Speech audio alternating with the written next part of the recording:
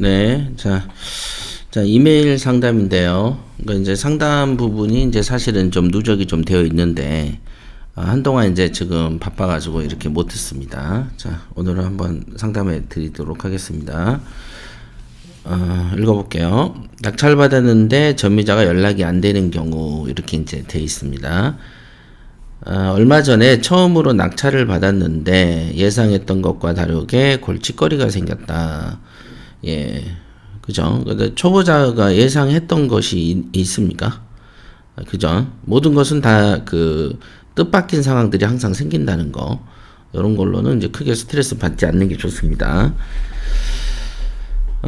최근에 대구 빌라를 낙찰받았는데 현장 조사 갔을 때 불법 점유자가 있다는 것을 알게 되었다. 어차피 아무 권리가 없으니까 큰 걱정 없이 낙찰을 받았다. 네, 맞습니다.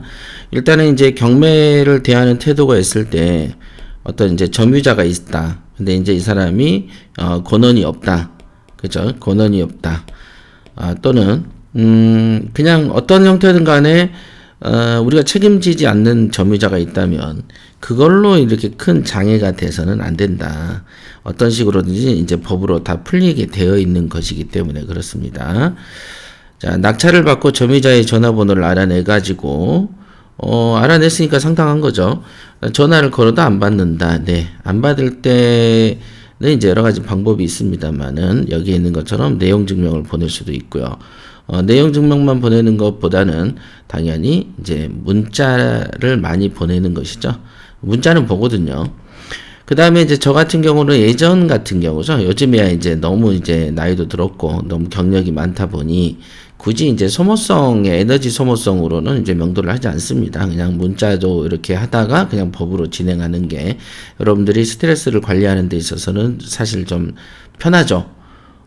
그죠? 스트레스 관리할 때는 문자든 뭐 내용 증명이든 뭐 내용 증명 보내는 거 있어서는 뭐 한 30분도 안 걸리기 때문에 그죠? 온라인 우체국에서 보내는 거기 때문에 큰 스트레스가 아니고요. 문자로 보내는 것도 큰 스트레스가 아니고 근데 이제 이거를 갖다가 예전에는 문자를 보내기도 하고 전화를 계속 받을 때까지 하는 경우도 있었어요. 저도 그냥 전화를 못 쓰게 해버리는 거지. 이유는 뭐냐? 내 집에서 편하게 사는 꼴을 못 보겠다. 뭐 이런 생각들이 있었습니다. 그러니까 그런 생각들이 어찌 보면은 지금 지나보면은 기술 발전에 영향을 주죠.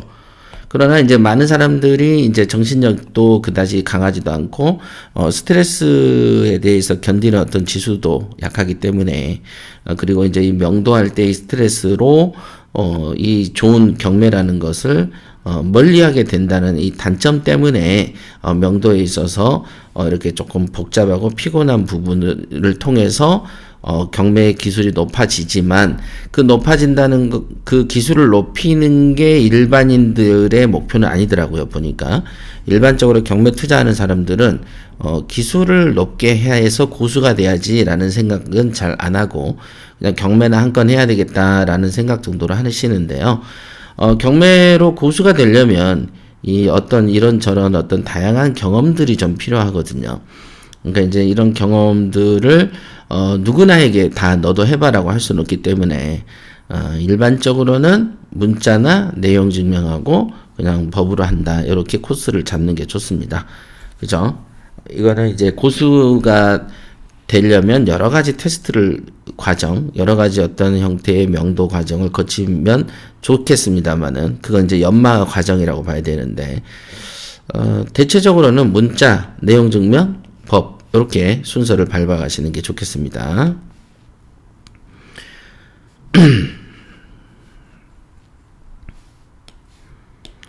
혹시나 싶어서 내용 증명을 보냈지만 답이 없다. 주변에서는 법으로 처리하라고 하지만 첫 경매 낙찰이고 왠지 모르게 법으로 하는 것도 거부감이 든다. 맞습니다. 법으로 하면은 법은 많이 해보지 않는 이상 겁이 좀 나죠. 겁이 좀 납니다. 아무래도 모르니까. 그렇지만은 우리가 이제 모르는 부분을 파면서 알게 되면 그때 오는 어떤 지식에 대한 자신감도 어찌 보면은 무시할 수 없는 거죠. 그래서 법이 거부감이 듭니다라고 하시지만 이 모르는 법을 내가 스스로 파서 이 길을 개척해 봐야 되겠다라고 생각하시면 오히려 긍정적일 거다라고 보여집니다. 솔직히 겁난다고 표현을 하지만 이 정도의 간단한 어떤 경매와 관련된 이 법이라는 거가 그다지 겁날 것도 없고 뭐 대단한 지식도 아닙니다. 그냥 해보시면 되는 거예요.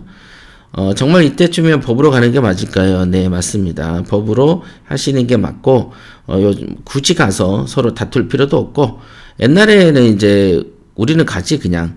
그리고 이제 다투지도 않아요. 다툰다는 것은 그만큼 이제 안 싸워도 되는데 굳이 말을 갖다 험하게 해가지고 싸우는 경우들 되게 많이 있잖아요. 그 길에서 싸우거나 자동차를 타고 가다가 서로 지구들끼리 보복하고 뭐 이런 것들을 보면은 그런 게 많이 있습니다만은 경매 쪽에서는 어지간한 어떤 성격 아니고서는 다툴 일이 좀 없습니다. 사실 보면은.